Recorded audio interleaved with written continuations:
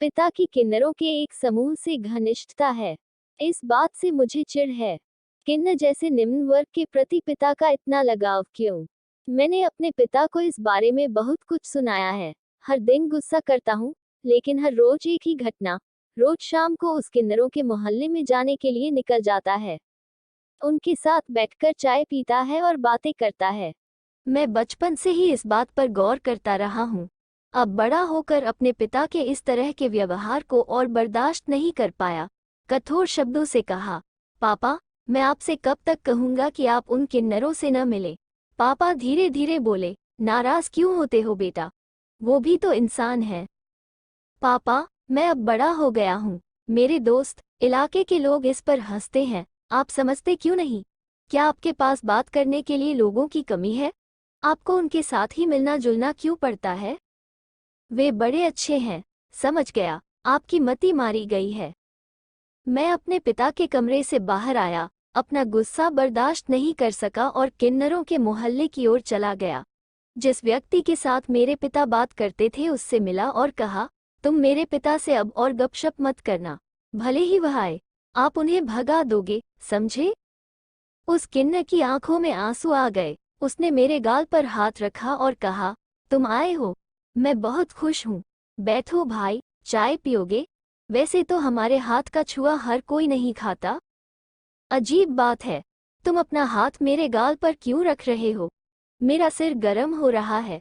मैंने जो कहा, सुनो, नहीं तो मुसीबत हो जाएगी। पापा को यहाँ मत आने दो। किन्नर की आंखों और चेहरे पर दर्द झलक रहा था।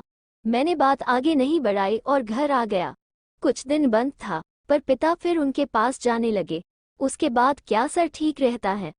अपने पिता से तो कुछ नहीं कह सकता, इसलिए मैं अपने दोस्तों के साथ उस मोहल्ले में गया। जिसके साथ पिता की सबसे ज्यादा मित्रता थी, उसे देखकर रुक नहीं पाया। एक थप्पड़ कस दिया गाल पर। वो खुद को संभाल नहीं पाया और कंक्रीट की सड़क पर गिर पड़ा। गाल से खून बहने लगा। आते वक्त बोला, मैंने तुझे डेमो दिखाया, तू अच्छी तरीके से बातों को समझना नहीं चाहता। ये घटना दोपहर की है। शाम को मैंने देखा कि मेरे पिता बहुत रो रहे हैं। अपने पिता को रोता देख मेरा दिल पसीज गया।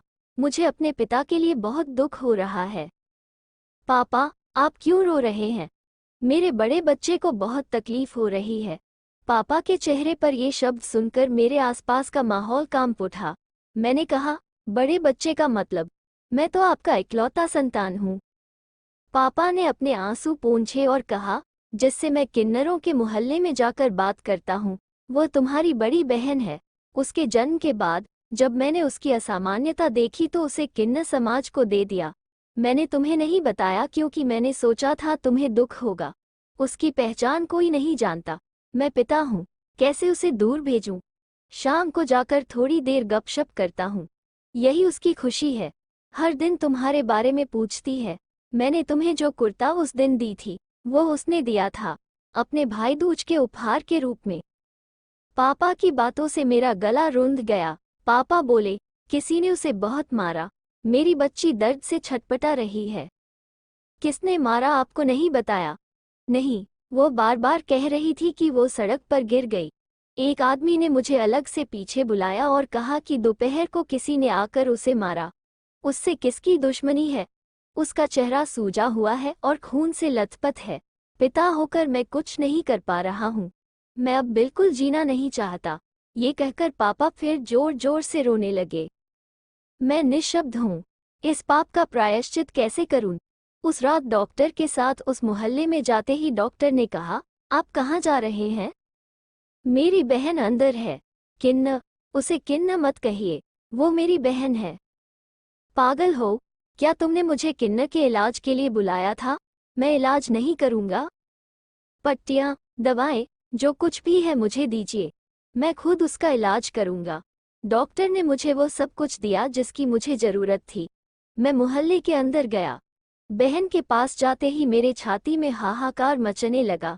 कटे हुए हिस्से को मैंने सावधानी से साफ किया, दवा लगाई, पट्टी की। बहन की आंखों में आंसू थे। मैंने पूछा, दर्द हो रहा है? बहन ने जोर जोर से रोते हुए कहा, ये दर्द दिल का है, कभी ठीक नहीं होगा। इस दर्द की कोई पट्टी नहीं है।